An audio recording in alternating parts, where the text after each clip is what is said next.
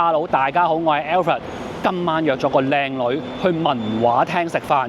據聞只要點嗰個咩 Premium Set Dinner， 食下灌宴、和牛同埋鮑魚，靚女對我嘅好感度就會提升。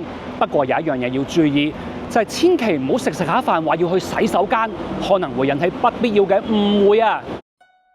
文華廳有57年歷史，連續12年攞到米芝蓮星星。疫情嘅時候就大翻身，變成咗呢個有少少中西融合、青藍色雕刻漆板、裝倒銅裝飾圖案嘅雅致風格，加埋玻璃窗出面嘅維港景色，同男神女神嚟呢度撐台腳，唔使開酒都醉咗一半啦。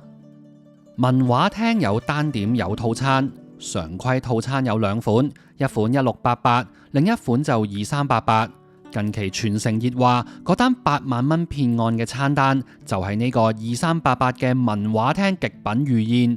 佢食乜我食乜，今晚我就點呢個套餐，幫大家實測一下。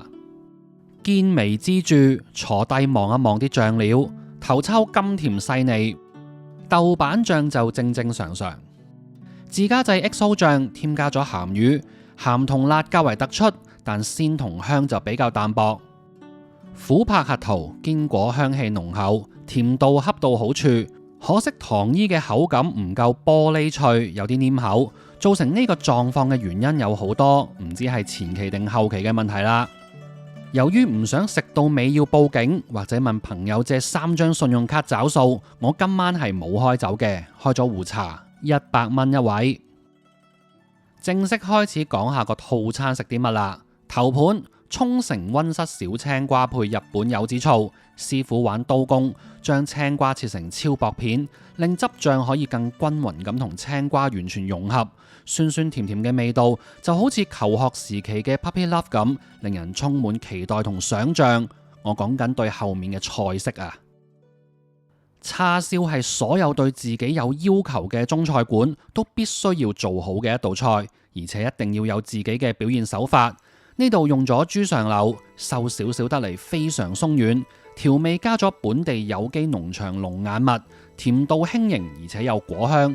如果話常見嘅半肥瘦梅頭㶶邊叉係婀娜多姿，今日呢一件就係清新脫俗。黑魚子金沙脆蝦球，外層金沙輕薄鬆化，虎蝦喺個口裏面彈下彈下。黑魚子理論上係用嚟增加成道菜嘅鹹香，但實際上金沙嘅味道已經夠晒有突。黑魚子嘅最大作用係彰顯呢個套餐氣宇軒昂嘅魅力。紅燒頂級官燕，簡單嚟講，官燕即係靚嘅燕窩，古代要達官貴人先食得起。作為食材，燕窩本身其實係冇乜味嘅，我話冇乜啫，唔係完全冇。部分天然燕窩甚至會帶少少腥味，所以今時今日將燕窩入讚就唔係追求好食，除咗食療，更大程度上係滿足身份認同嘅心理作用。特別係2000年之後，保育意識抬頭，香港好多高級粵菜都停止供應魚翅，燕窩就成為魚翅嘅代用品。燕窩蒸熟備用，火腿高湯勾芡淋上面，芡汁好食，撈粉絲一樣咁正。中菜廳嘅套餐設計，為咗照顧大部分人嘅口味，通常都會走穩陣路線，唔會有太多新奇刺激有趣嘅元素。喺呢個大前提下，又要做一個可以收貴少少嘅 Premium Set， 嗰啲必殺技難免都要出齊一套噶啦。食完官燕就整翻粒鮑魚同乾瑤柱。過江龍南非鮑魚喺翠綠蔬菜襯托下更顯高貴，但都唔及隔離嗰粒地頭蟲大澳乾瑤柱嘅品質咁好。濃縮嘅海洋氣息，清甜順口，可惜質地就韌同硬咗少少，唔知係浸嘅時間定係後尾蒸嘅時間短咗啦。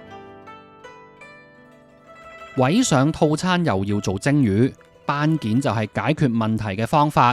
呢嚿魚肉緊緻有彈性。魚皮膠質豐富，品質唔錯。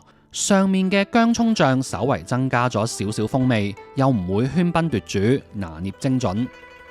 喺新聞望到呢份餐單嘅時候，見佢將幾樣咁常見嘅菜式擺埋喺同一個套餐裏面，其實覺得有少少悶嘅。但食到呢一刻，我又有唔同諗法。每一道菜你都會覺得佢做得好過大部分餐廳少少。唔怕貨比貨，可能先係呢個套餐嘅核心價值。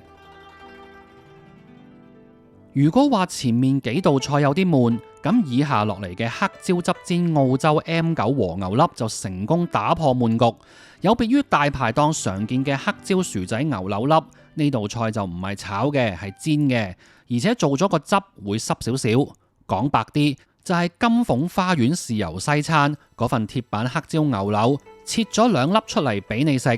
不過嚿牛肉靚仔好多，個汁就好味好多。如果只能夠分好食同唔好食，咁佢一定係屬於好食。但個感覺就好似你本來約咗陽光檸檬茶嘅張柏芝食飯，點知食食下佢就變咗喜劇之王嘅柳飄飄咁，成個 feel 唔同晒。高湯係粵菜嘅靈魂，同時亦係阻礙粵菜發展嘅絆腳石。任何類型嘅創作，面對一啲重複頻率太高嘅元素，只要我哋克制一啲，用少一啲，往往就會揾到新嘅出路。唔講整新嘢咁複雜，粵菜做蔬菜嘅手法本身都唔係得1001種嘅，求其換碟炒菜就可以錯開前面紅燒頂級官宴嘅表達手法，增加成個套餐嘅多樣性。我係揚州炒飯嘅 fans，由細到大我點呢一樣嘢嘅次數係多到不得了，而今日呢一碟炒飯係我喺好長時間以嚟，可能1年半載咁啦，食過最好食嘅一碟。我拍片嘅時候已經聞到嗰個鑊氣係香到爆炸，即係嗰啲飯同蛋混合埋啲蔥粒嘅香氣，唔使食聞已經係一種享受。再加埋一開始嗰隻好鬆軟嘅叉燒粒，真係接近完美。唯一有啲可惜嘅地方係個飯粒本身濕軟咗少少，炒起嚟唔夠挺身，食起嚟欠缺咗少少嚼頭。但係炒飯嗰位師傅嘅功力就真係100分㗎啦。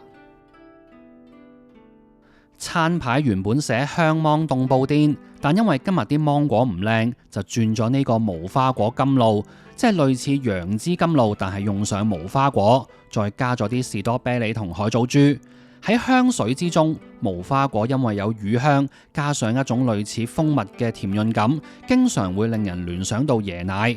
喺呢個甘露之中，無花果同椰奶水乳交融，可以話係天作之合。最後職員喺個好靚嘅紅色木盒裏面攞咗一碟咁樣嘅美點雙輝出嚟。件蝴蝶酥雖然幾好食，但作為 premium 套餐嘅最後一幕，感覺就唔係好 premium， 即係好似約咗個網友去文華廳食飯，又開香檳又盛，但最後送人坐地鐵返屋企，仲要冇出閘咁。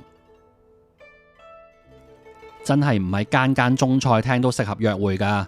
文華廳氣氛典雅，靜靜地，服務又唔會太過打擾，一路食一路傾心事就最適合不過。差啲漏咗講，作為一個盡責嘅 YouTuber，我係有幫各位男士去檢查一下個洗手間嘅，非常乾淨企理。大家記得食飽飲醉之後就去參觀一下。今日講到呢度，下次想約網友去邊間唔係，下次想睇我去邊間餐廳拍有碗話碗，記得喺下面留言。拜拜。